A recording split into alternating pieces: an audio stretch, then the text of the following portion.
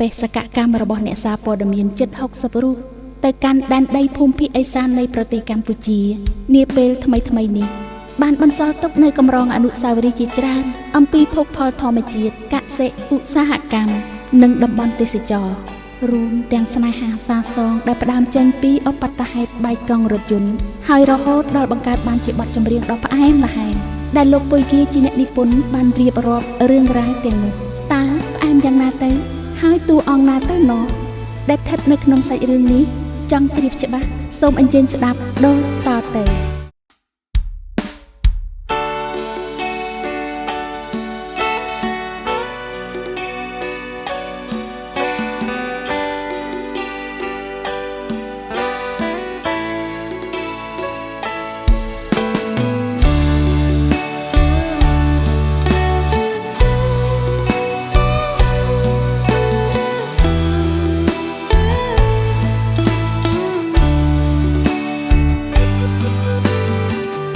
ដែនដីឦសានឋានសួគ៌ទេសចរគៀងរីលំអដោយស្រល់ព្រឹកព្រៃចំការកាហ្វេបន្លែច្បាស់ស្ពៃឃើញកែវភ្នែកស្រីព្រមព្រៃ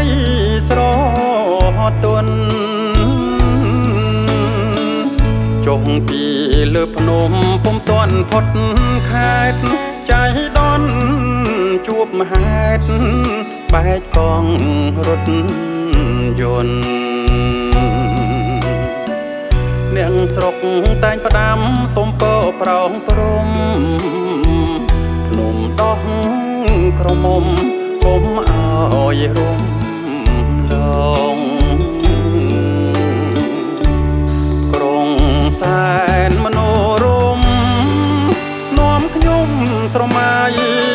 នឹករាល់រាត្រីថ្ងៃជួបនួនល្អងជុំណូត្រជាក់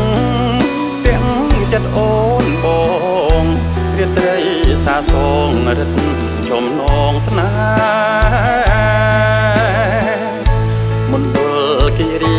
ជាសាងសីហើយសូមចិត្តត្រានត្រើយឲ្យបងថ្នមថែឆ្លងដល់ក្រចេះចំការជែកផ្លែសំឡឹងដួងខែនៅក្បែរស្រីថ្លៃ